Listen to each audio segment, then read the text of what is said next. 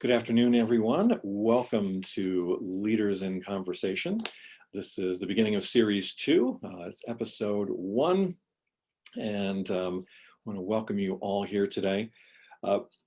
We are no longer in the industrial age, but somehow when we think about the nature of work, we're still stuck in that paradigm. So in Leaders in Conversations, we're going to be exploring more human ways to work with leaders that are challenging the conventional wisdom.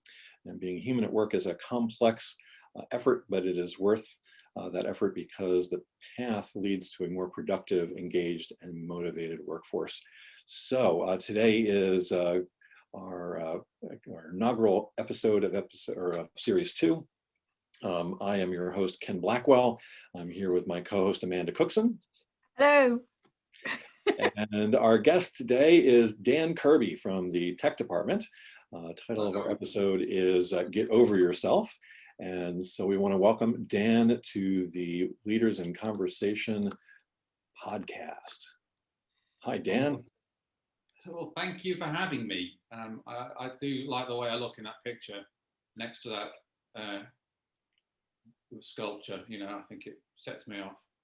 Nice. My children have said, all they've said is that a willy? It's not mine. No, I wasn't. No, not yours.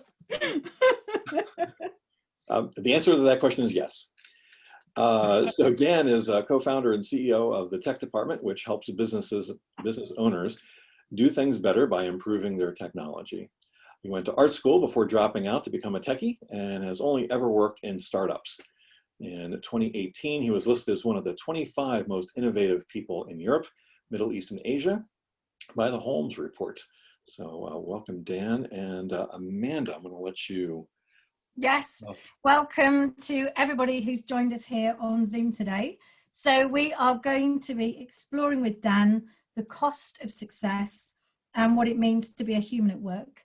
And we're going to be asking Dan later about his lockdown experience. So what I would like you to do is to put into chat where you're from and what your lockdown experience was and what that's taught you. So where you're from, what your lockdown experience was and what that has taught you. And if you can make sure as well that everything you put in, all panelists and attendees so we can all see it, and don't touch the Q&A button because we're not looking in that bit. Right.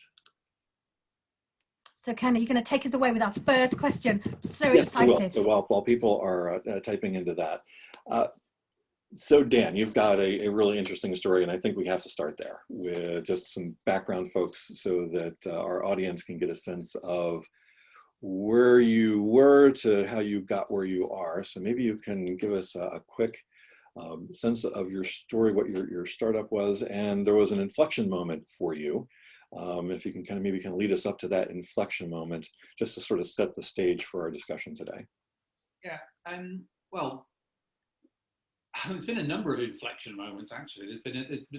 I set up my first business in 2001, and I basically, I hadn't done any training in business or entrepreneurship or anything like that.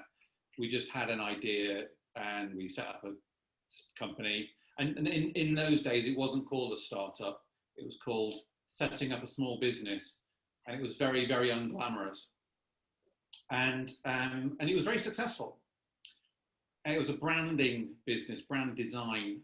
We did a lot of work in digital and worked on some very high-profile projects in the video games industry. So we worked a lot with Activision on Spider-Man the game, launching that across Europe, and all the big Marvel and DreamWorks titles, those kinds of things. Tony Hawk's was one of ours. Anyway, it was really successful. And being young and successful, we went out a lot and celebrated our success. And because my job was new business and sales, I guess, and I'm good at getting drunk and partying and making people have a good time, I figured that was my role. You know, party guy, fun time guy. And it was great, you know, really great. And I think I was 27 years old then. And by the time I got to 30, my now wife and I got pregnant, and we had our first child. and things were still going well. And when we had our child, I started to not sleep, and I was in my early 30s, and I kind of hit a brick wall. In fact, I went to Ibiza and I came back with pneumonia. So I had the worst hangover ever that lasted about 10 years. And that was the start of a very difficult period for me, where the pneumonia was really my body going, time out. You can't sustain this punishment, and I'm going to stop you in your tracks. So I was about 32 years old when that happened, and I was actually 47 this year, so that's 15 years ago. And I would say it took me about 10 years to really find the path that got me out of that hole that was created by success. And so that was my story with my branding business. My current company now is called the Tech Department, and we set that up alongside that business in 2004. I exited the branding business in 2009 and went into Tech Department full time. And so we've been building Tech Department since then. And this sort of second inflection point almost was about 3 years ago, where we, again, were flying, really doing very well. I'd just been awarded that award as this most innovative dude in the area. So on the face of it, I'm Mr. Golden. But at the same time that thing happened, our business went, and for various boring reasons, but basically to do with bad management, which I will take ownership of. And it gave me a real kick up the bum. And this is 2017. So kind of, I hadn't quite learned the lesson that my body was trying to teach me at age 32. I decided to have another go. And so I had a series of very challenging business situations. And I then allowed that to spill into some self-destructive behavior fueled by alcohol, which then allowed my personal life to have a whole series of crises. So I managed to sort of really, self-destruct for a second time. And it was at that point that I think my ego decided to crack open. And that's, I guess, where we came to our theme of today's talk, which is getting over yourself, because that's really the journey I've been on. I've had a very exciting and interesting career, but it's broke me several times. And it's required a second time for me to actually learn the lesson. And that's kind of where that's what's helped me now to be, I guess, in a much better place in my life in general. And, for some people, that breakdown just leads to further breakdown, right? And they just go into the abyss and they're never able to pull themselves out. Mm. So what was it about that experience, or what happened to you in that experience that allowed you to bounce back from it, to come out of it, to realize, hey, this is not the path I want to be on? Yeah, great question, and it's very true. There's a book I'd recommend actually called The Second Mountain by a chap called David Brooks, who writes for the New York Times. He's a columnist there. And it's a recent book within the last 2 years, and he details his experience of that, the valley, he calls it, the sort of the low. And he describes it in a really beautiful way. He says that when you're in the valley between the two mountains, you're either broken or you're broken open. Mm. And so to your point, if you're broken, you become resentful, bitter, angry. You don't learn the lessons. You carry on bad habits, and you're a bitter old man. Or you perhaps in that moment of darkness kind of surrender, actually, in some ways. Say, look, I don't know what I'm doing. I need to rethink this, and you're broken open. And that's a kind of a story as old as time, and the hero's journey is the kind of, that's the sort of, you go into the dark, you face your demons and the monsters, and you discover the gold or the riches and bring it back to the community. And that's what happened. So to answer your question, what I was kind of helped very much by my wife, who is extremely compassionate, and I think by my ability to get over myself, to actually stop and go, mate, you may have got all these gongs, you may have a successful career, but this hasn't worked, right? And it's like the equivalent of tripping over while sprinting, and you've got a gravel rash and a bloody nose, and there's no getting away from it. You fell and smashed your face in, and you can try and hide that, but you've got to accept that happened. That's what happened to me. So it was literally a kind of a way of finding a path to a deeper and more better version of myself that was hidden within all the things that had made me successful. Within that was something much richer, but until I hit my head against that kind of ground, I wasn't able to access it. And it seems like there's a letting go, right? And perhaps that's a letting go of ego or past identity, right? But to go to David Brooks's analogy, right? Either broken or broken open, right? And broken open has to then kind of leave that shell, right? So that you can go on to the next thing. Exactly. It's a kind of death and rebirth. Again, you look at, again, these motifs are in stories all the time. Like Harry Potter mm-hmm. or the Bible, you know, and this is a pattern that happens to us in our daily lives. On that point, you have a version of you as a teenager, and then that dies, and you go and become a college student, and then that person has to die and become the young professional, then a parent perhaps, and then you have these phases in your life that. But it's embracing that and seeing it for what it is, and actually seeing that within the what can be, by the way, and by the way, I'm really kind of describing this in calm, considered terms. This was not a calm and considered time. This was a catastrophe, and like we lost a lot of money, and it was properly a problem. Like the fact the business is still there is I would say it was 80 to 90% likely to have gone bust. I mean, really, it was a proper problem. And so at the time, it's a chaos. It's a maelstrom of chaos and fear, and you don't know what's going to happen, and there is no guarantee. And so part of that humbling allowed me, was when you're in that situation, you have to sort of work out where the solid ground is, and you have to let go of that. Well, you don't have to actually.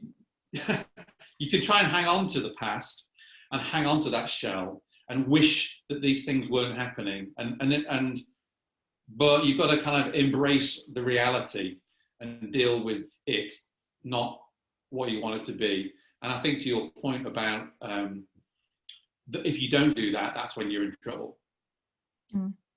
There's a rabbi named Rabbi Swirsky who talks about change and uses the metaphor of a lobster.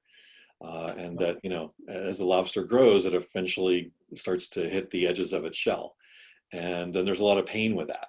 And so then it has to burst out of the shell, has to, you know, get out of its encasing there. And then there's this period of time where they're quite vulnerable. And so they have to like hide under a rock and, you know, kind of take shelter.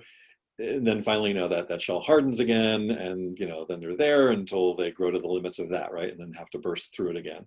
And there's pain. And if you're trying to hold on to that shell, you're going to just get squeezed on the inside horribly. And this just is a process that never ends. And so, yeah, I think this metaphor of breaking out, breaking through is really valuable, folks, to understand. And that, you know, yes, it's often messy and painful. And it's not, you know, all sunshine and light. But a necessary process in us evolving to what comes next. Yeah.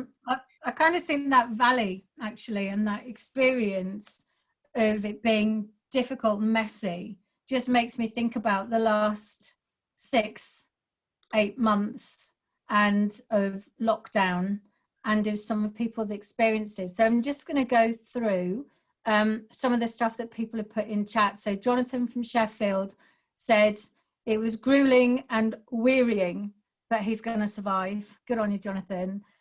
Caroline's from Wakefield, and she said it taught her to be more human at work and less of an automaton. And I think that is something that lots of people have kind of got as a bit of a positive. Kat's from Sheffield, and she said that she's learned that accidental knowledge gathered in the workplace by overhearing and collaboration is really difficult to do remotely. And I kind of work a lot with clients with imposter syndrome, and they have found actually not being able to do those check-ins with people is really hard. Jules from the Peak District is saying that she has had time to appreciate the country, and it's helped her use gratitude to maintain her morale and well-being. Natalie has said that her lockdown was up and down, and it's actually helped her think a lot about what she wants to get out of her life. And who have we got here? Feast and Fables, Wales. They should have started a nomadic life, but it meant that their house sale went on hold. Their Scandinavian road trip disappeared and they hunkered down, but they've spent 6 months giving free mentoring, copywriting, and encouraging founders and business folk to do lots of lovely things. And they now have a van and are traveling, so I know it's all awesome and good. So it sounds like some people have been in the valley and back up again. So Dan, tell us about your lockdown experience. What's happened for you? It was interesting because having gone through my 2017 sort of experience, when lockdown happened, it was kind of like, well, it's like another day at the office, you know. And so it was a bit, as it's panned out. So here's an interesting thing, because at the time in 2017, it was really a really awful experience, and I don't want to go have that again, and I wouldn't wish it on anybody. But it was incredibly good training. Well, two things. One is it oriented me in the right way to approach the next phase of my life. So I broke out of my shell, and I was in a vulnerable state, and I'm forming the new shell, to follow your analogy, Ken. But the second thing was it really whipped us into shape. We got really, really good at credit control and understanding where the money was, and sales pipeline management and customer management, etc. And what happened was at lockdown, it was such a kind of moment again where everything broke, like the kind of kaleidoscope smashed, and that's really difficult and scary, but it's also filled with opportunity. And again, part of the benefit of what I learned through my 2017 was the sort of looking for the positive, or keeping a positive focus, even in times of catastrophe, right? So what I'm not talking about is blind optimism, right? But if 99% of everything is really shit, then 1% is okay, or maybe it's good, maybe it's excellent. So now, what you do as a kind of chimp-minded human being is you go, freak out, and you get consumed in the emotional state that the bad stuff creates in you, and you then miss the diamond in all the rough. Okay, so in lockdown, a load of bad stuff's gone on. It's really challenging. All your plans are ripped up. You can't go nomadic. You've got all these things that are happening to you. But acknowledging that, recognizing that, being with it without judging it, and then scanning around, like scraping through the kind of rubble, you may find some stuff that's actually really interesting. So for me, the 2017 experience was prep for that. And what happened with us was we had this whole moment of in time where everything that was supposed to happen then didn't happen, and then we lost a load of money again. So it was kind of like, I felt like, oh my God, I'm back to 2017. I had this kind of real flashback horror moment for like a week. And it was really very difficult for me because I thought, I just about got myself out of that and rebuilt this business. I'm back to square one again. So that was a real moment of like digging deep. And then what happened was we sort of, all the things I have historically done. So for 20 years, I have gone out and met people and tried to secure business. But in a lockdown, you can't do that. and even if you could, no one's spending any money, right? So I was like, for the first time in 20 years, I was suddenly like, well, I can't do the thing that I do. So I thought, well, I've got to do something because it's all going to go to hell. So I ended up talking to my existing customers more and talking to my team more. And to cut a long story short, I think that I have probably spent about 30% of my career doing stuff that was unnecessary. Mm. And it felt good. Emotionally, it's really satisfying to be on a train to an important meeting, to pitch to a large corporation for a large contract. That feels great. But most of it didn't happen. And all those networking events, most of them never came to a hill of beans. And I don't know. So what was funny was people started, we didn't do any new business, and people were phoning us up and still giving us work. Because we've been around for a while and people know you and whatever. And then by talking to my team, the team started getting better. And by talking to my customers more closely, they started spending more money. And plus, I understood them better. So we could design our service better. And then we had a few, one conversation actually, where I had a very in-depth conversation with a particular customer. And I just asked them, why did they choose us a couple of years ago? And he told me a story. And at the back of this conversation, over Zoom, an hour and 15 minutes,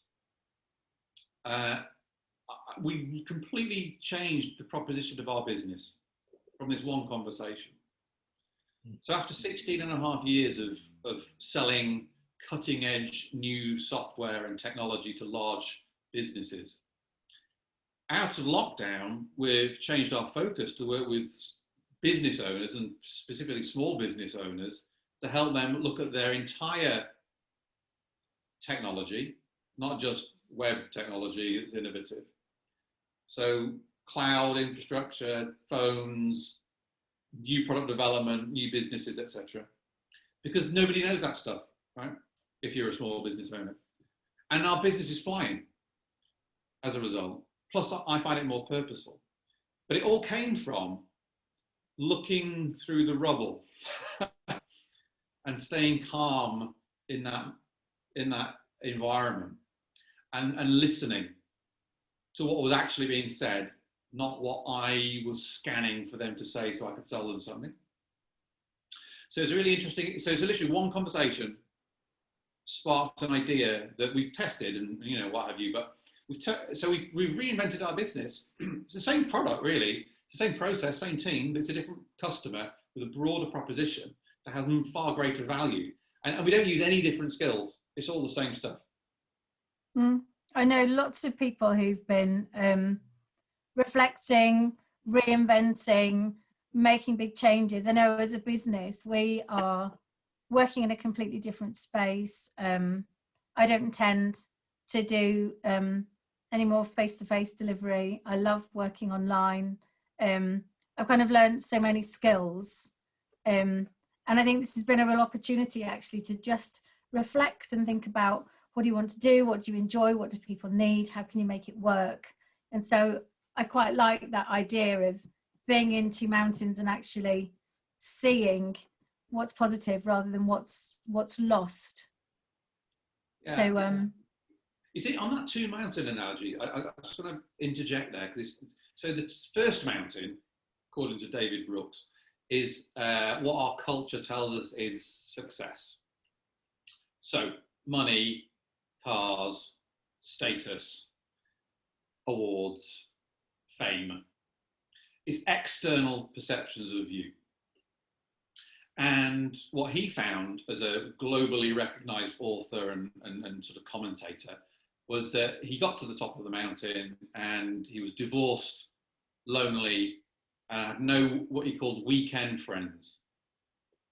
Lots of weekday friends, like work colleagues, but nobody knew him particularly. And he was very, he was in the valley. So he said, and he says that you can fall off the first mountain or realize, there's different paths up it, whatever. His metaphor is you got the first mountain, it's not that great. And then you fall off and you're in the valley. And so the second mountain is about service to others and about higher calling and about doing something that has a purpose that's deeper than fame and money. And it comes from so that an internal validation rather than external validation. So that resonated with me very much because I felt like, it's sort of great, making money and fame, also awards and recognition is great, but it's sort of part of the picture and not the whole picture. And so for us, the kind of idea that we can apply all this knowledge and help serve. So in effect, what I'm doing, without trying to labour the point, is re-engineer my career.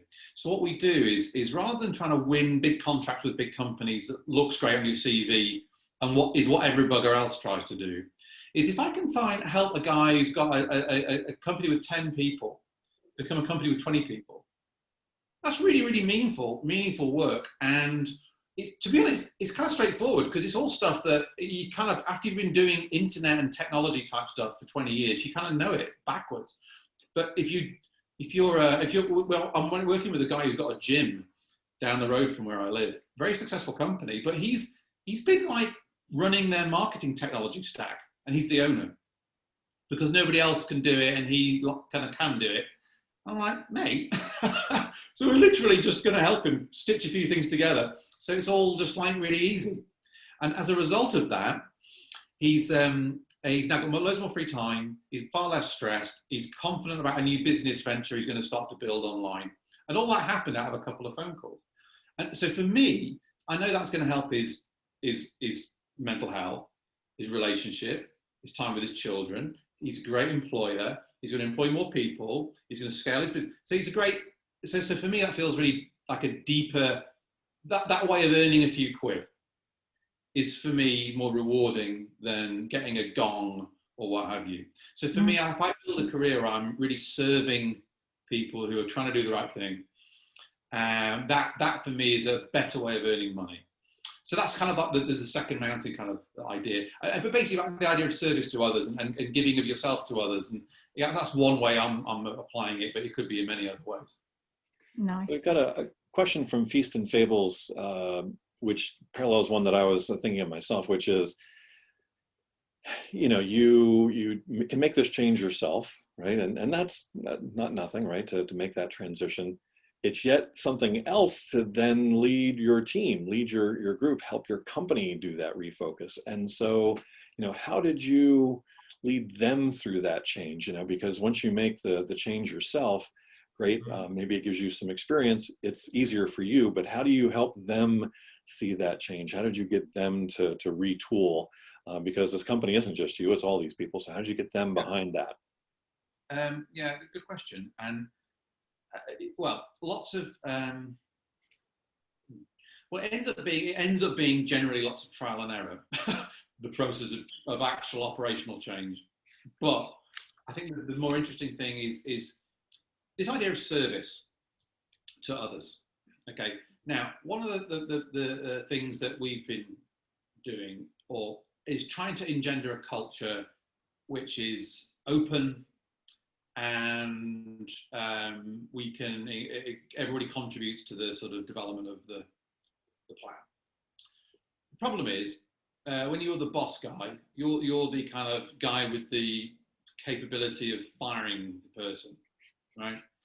So you come like a loaded gun into the room, and people know that, right? So that's a real problem if you're trying to effect an open culture and business change and perhaps a change in process, because everyone's like, yeah, but you're the guy that can, and so there's a real issue there, and that's a challenge for any leader or manager, particularly if you're leading an organization or a team.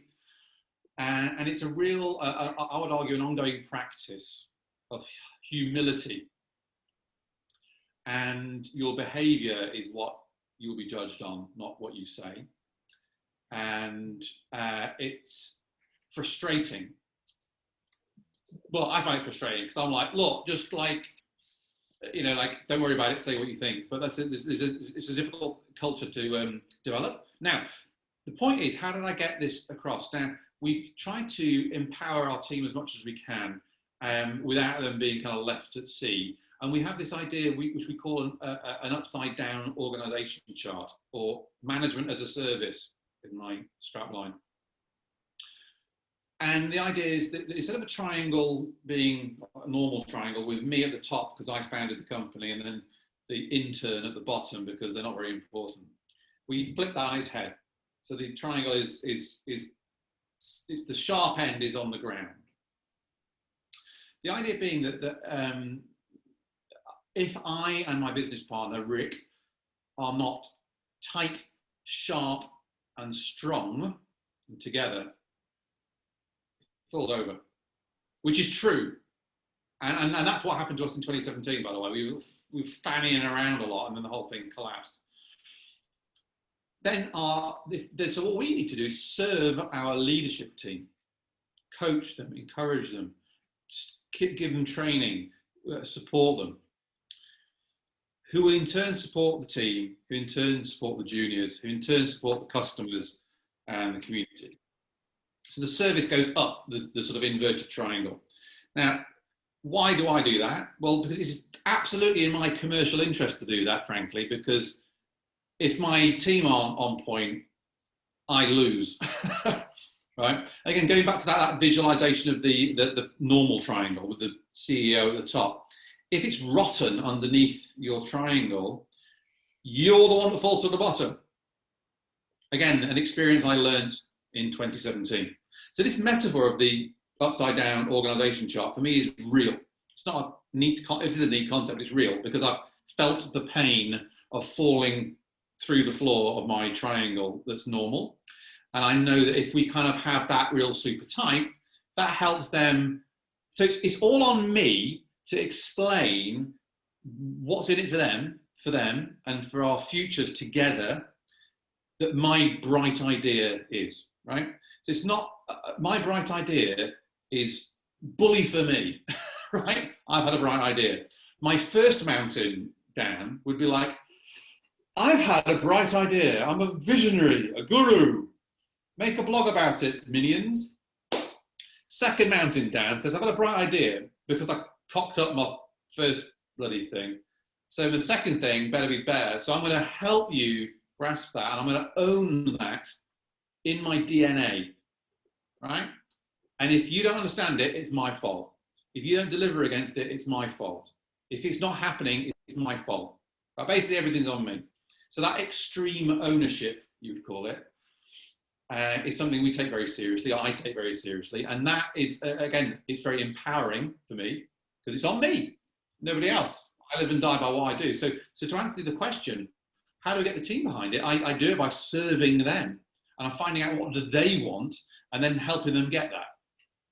So with that, serving them and your triangle, and there are people in the chat saying they love this. I was reading that the tech department is now fully remote. You've ditched the office. We're all online. So you don't have a workplace anymore? I'm in my workplace. So what do you call it? I exist in the cloud. You're all in the cloud? Yeah. We have a virtual office. We don't have an office. We all work from home. You've got a virtual one. Yeah. And do you know, it's funny, we haven't, so we're a creative business. We make stuff for people. It's all custom. Everything's different. It's very reliant on people communicating well and collaborating well and having that thing. We found that the lockdown really helped us to communicate better. So whilst it's not all positive, there is negatives to being remote.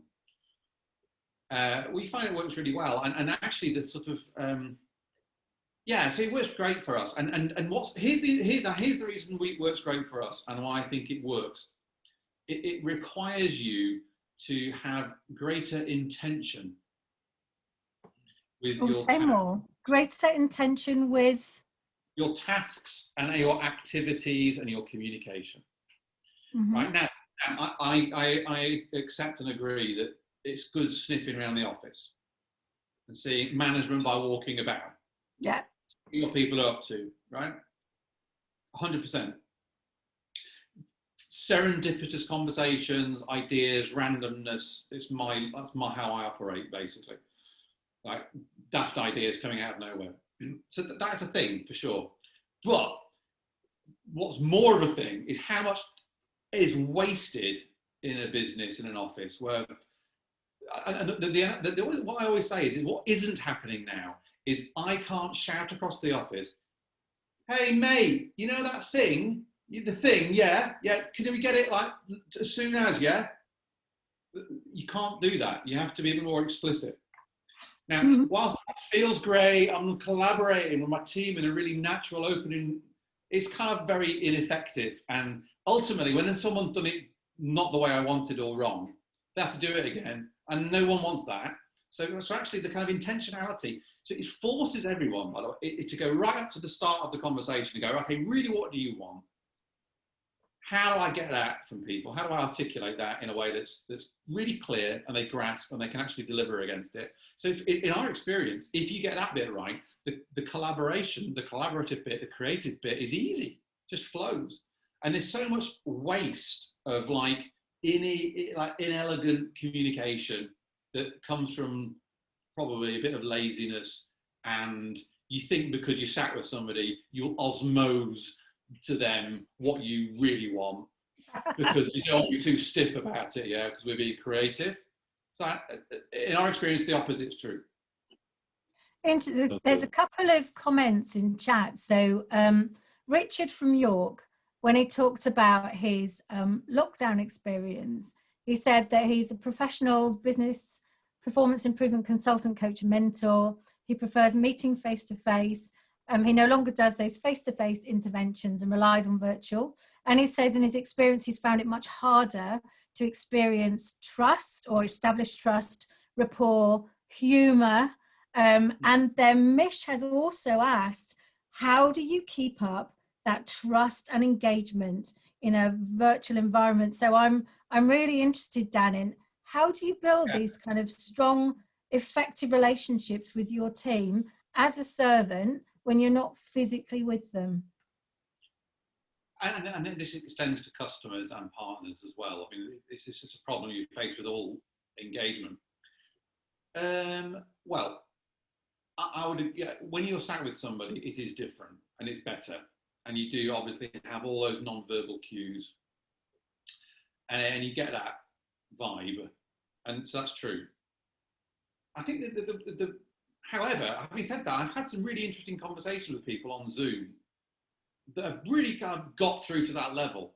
And I think here's the thing, and I'm really thinking off the top of my head here, by the way, this is my gut response to that question, is kind of the piece, Ken, like your vulnerability of the lobster.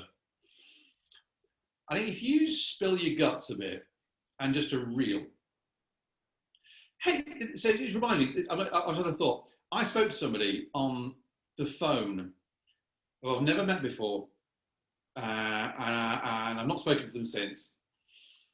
And I was chatting and selling aspects of my story that I mentioned earlier. And this person shared with me something that they're personal to them that they hadn't shared with their spouse. Right? I didn't know this until like a month later when somebody said, "Oh, they told you."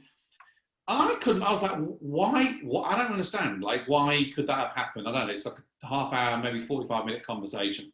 And I think the issue is if you show your vulnerability, and I use self-deprecatory humor often, just because I sort of naturally do it. But that if you sort of take the mickey out of yourself, people kind of warm up. You're not a threat anymore. That kind of professional persona where you have to be grown up. You have to be serious and professional. You have to use all the right management language and be very professional. Your job, I think, is to strip that away as quickly as possible And my life hack, for what it's worth, to do that is to share of yourself. Not in a showing off way, but like legit, you know, say something vulnerable, make yourself real. Say, oh, I was really worried about this call because I'm very intimidated to speak to you. Tell them the truth. It's so unbelievably easy and disarming, and trust. It's like a shortcut to trust. If you actually tell somebody something real. So I do this now. I just do it. I've had loads of new business meetings with people where I've said, look, and I was diagnosed with depression, which I was 6 years ago, and blah, blah, blah, blah. And these people, you can see their eyes go, and this is when I'm face to face. Whoa, this guy's told me something actually real. Well, and then I've had afterwards, there's people like, can I take you for lunch? Because I really want to talk to you about this thing. I've got this problem with my health. And this is within an hour of meeting somebody in the context of me pitching to them. I have this like depth of relationship like that. And all I do is share of myself. You know, not from an ego point of view, but from a humble place of service. I'm doing this because I'm telling you the truth. And the flow of the conversation is, that's what's going to happen. Now, it's very easy, by the way, to not do that. And nobody does it really. Everyone folds away and tries to maintain their illusion of professionalism. And, you know, I think, again, like I think lockdown's shown that, look, we're real people with kids and lives and dogs and problems and mental health and whatever. So just like, don't worry about it. If you want to build trust with people, share of yourself, pay it forward. And people reciprocate with trust if you make yourself open and vulnerable to them. And I think that's one of the themes that we're looking to explore through these whole series is, again, you know, how we can be, you know, human at work, and how we can bring our whole selves there, and the authenticity and the vulnerability that you're talking about seems to be the path, because, you know, what has been expected of us in the past has been, you know, that you're going to fit a mold, that you're going to behave in a certain way, that there are rigid rules for behavior, right? That you have to have your professional self there, that professional self has nothing to do with your personal life. Then if any of that bleeds in, you know, that is a sin. And so I think for folks to hear that there is success associated with that, right? Because the fear, I think, with most folks is that, well, if I'm not that professional self, I'll be looked at in a negative way that will harm my ability to get business or to succeed, and everything's going to fall apart, and I'm going to end up, you know, living on the street in a cardboard box. Yeah. I tell you, the opposite of that is true. And this is your, like, there's a great book called The Chimp Paradox, which I highly recommend. Your chimp mind, which is the old ancient limbic part of your brain, believes it's still in the jungle, and it catastrophizes, and everything is black and white, and it's paranoid. Doesn't like leaving its territory, your chimp mind. So when you think, oh my God, my kids are going to be noisy, and I'm on the phone call with my boss, and then I'm going to be sacked, that's your kind of brain doing its thing. Yes. Now, obviously, I appreciate some employers are not as perhaps evolved as you'd like them to be. So that notwithstanding, I think the interesting thing is, I've learned, I've done some, in fact, you've managed to post some great photos of me and your promotions for this, of me dressed as a wrestler. And this is a whole other side story, but I spent 3 or 4 years, we built a marketing event for our company, which took on a life of its own. And in effect, it became a kind of entertainment thing that happened in London, and we ended up taking it all over the world. And I, just through play, really, I was messing around, called myself MC Danimal, because I emceed these events. It was called once the love child of TED Talks and WWE wrestling. And it was like very silly. And we had like 600 people in a nightclub in London with wrestlers and confetti cannons and all sorts. But basically, I was hosting it as MC Danimal, the Beyonce of tech. And I was literally dressed in like ridiculous outfits with tattoos and a Make America Great Again hat. And we had this whole sort of persona that was going on. And it didn't start there, but it ended up there. And it was career suicide on multiple counts, right? Seriously, I did all the things that you think would absolutely destroy your credibility with serious, credible people. And absolutely the opposite thing happened. I won awards. I got invited to speak at major stages of conferences that were pan-European, sponsored by Google. We were flown all over the world. We were invited by the government of the UK to represent the UK in Austin, Texas for South by Southwest. I mean, it was like a joke. Like, the more we tried to make it out unacceptable in a professional context, the more people hired us to come to things at a very high level. So this little experiment that I ran on myself really was proven to the opposite is true. The more you kind of go out there, the more people love it. Well, the reason people love it is because everyone's been told to fit into a straitjacket. So as soon as they see somebody who's actually doing something a bit real, they clap you, applaud, and say, thank you for making my life slightly more joyful and more interesting than all the kind of automaton drones that I'm forced to pretend I am, which I'm not really. So it's kind of like, it's like you're hanging on a vine, and you don't want to let go of the vine because you're worried about what's beneath, but you're just like 6 inches from the floor. I just let go of the vine, just let it go, and all that kind of that kind of fear and anxiety about the need to be polished and professional and your LinkedIn version of you and all being on point all the time. It's not needed, and it's all unnecessary. It's unnecessary. It's all that stuff it evaporates, and it takes courage to do that, by the way. But that's what happens. And so all that stuff about building trust remotely or building trust face to face, the more of yourself that you show, the more feedback from the universe you will get, which is positive. And that's been my experience, right? And I took it to some extremes. So, it worked for me, and plus it's quite fun. And when you get, and by the way, sharing some of this stuff I've shared today, it's like I'm telling you some proper gory details of my personal and professional life. It doesn't matter. Like, people, it's real, and anybody who's like assholes will think I'm trouble, but I don't need to work with those guys. I want to work with good people who recognise that and are drawn to that. So okay, the universe provides. You kind of put it out there, it comes back. It's a reciprocal thing. As humans, we reciprocate.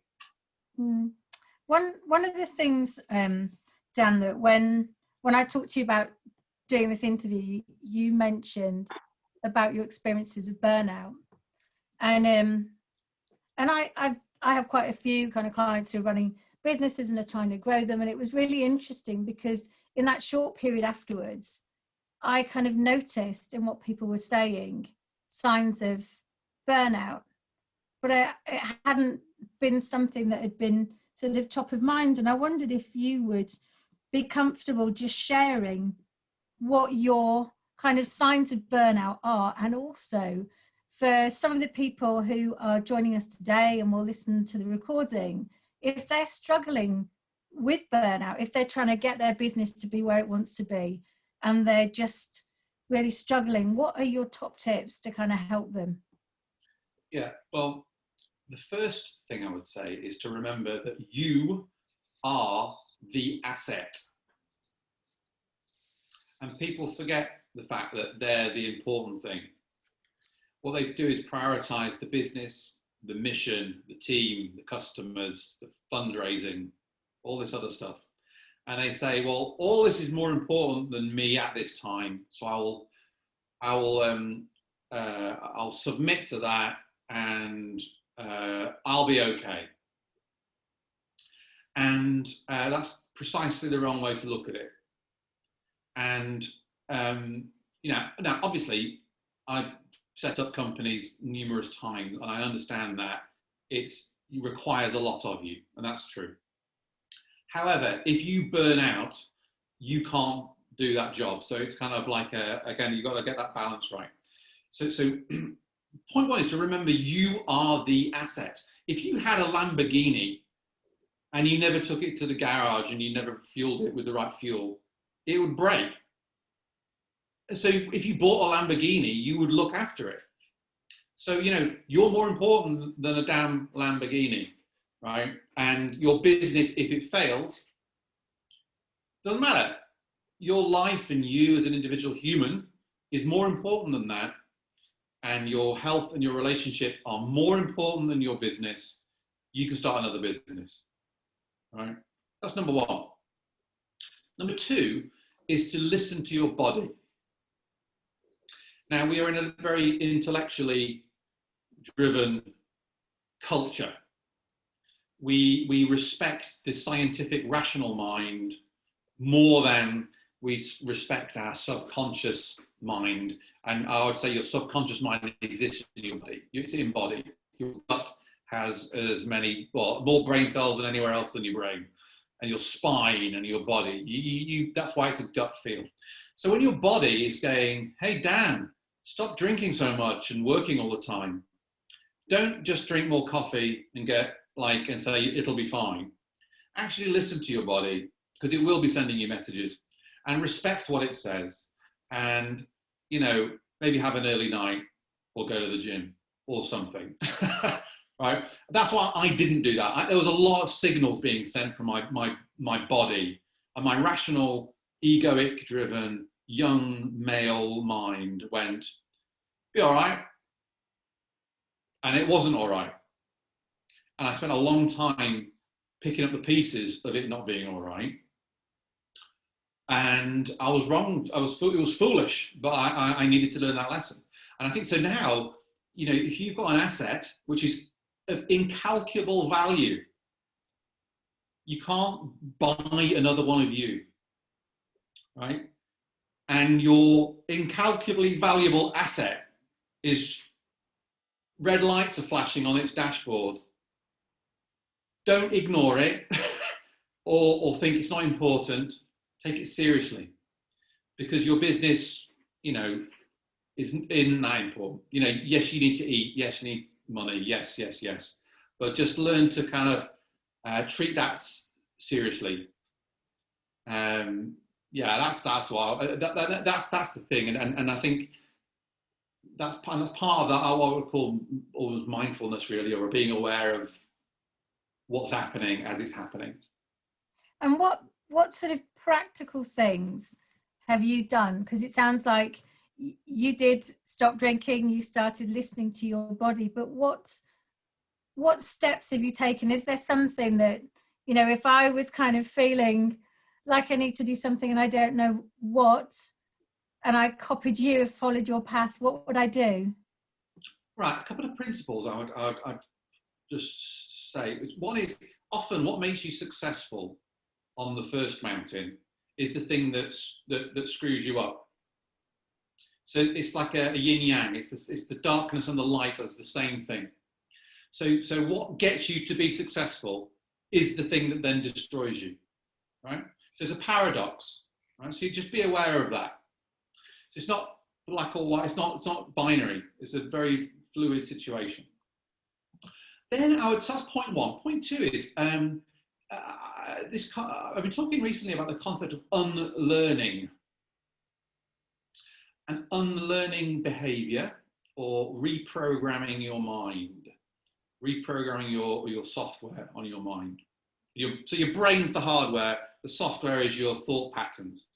And by the way, literally your brain cells fire together based on experiences you had, and then you have to rewire them literally to create new habits, what have you. Now, if you think about your brain as a series of interconnected bits of software, some of them will have been great back in 1995, right? Windows 95 is installed, but maybe you want to uninstall Windows 95 and put some new shiny iOS software on there, right? And I would say this software often goes back to your childhood, and there'll be patterns of behavior that maybe have been learned or from your family dynamic, or your relationship with your parents or your peer group, and that could have come from trauma. And and that your experience of life is built on those software algorithms that are running based on those very, very deep-rooted experiences. Now, how can you not burn out? One is to understand that is a thing. You've got these drives that are going that you're not really aware of, but they are there. So what I would say is becoming aware and observing those things allows you then to have a fighting chance of changing them if they aren't working for you anymore, right? Now, how do you do that? Well, meditate, yoga, go running, give yourself some time off. Brilliant. The great Dan has spoken. And I don't know what's happened to time, but it has run away. Once again. Yeah, the time has whizzed by. So I think there's time left to do is to say, Dan, you are amazing. Such wonderful wisdom. Thank you so much for sharing. I've really enjoyed the conversation. Could happily have gone for another hour. Well, thank you, and I really enjoyed it, and I enjoy talking through these things. I've said to you earlier, it's sharing stuff. It helps me. And by the way, so this is me sharing this stuff helped me. This is an entirely selfish act, sharing this stuff, right? So this is almost a form of counselling. So you know, I'll talk about sharing stuff. I'm doing this. You know, obviously I feel a sense of fear or sharing these kinds of things, but it helps me because I get it more clear in my mind. So yeah, so thank you, and I really appreciate it, and thanks for having being able to share some of these stories, and great to spend some time with you. Yes, thank you very much, Dan.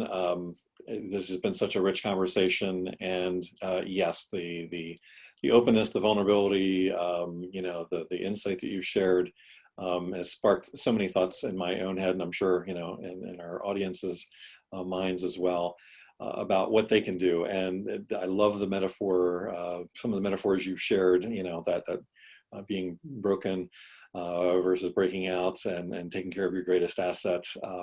Those have been really lovely, and going to look forward to seeing where those take me here as we go forward. So again, thank you so much for being here today.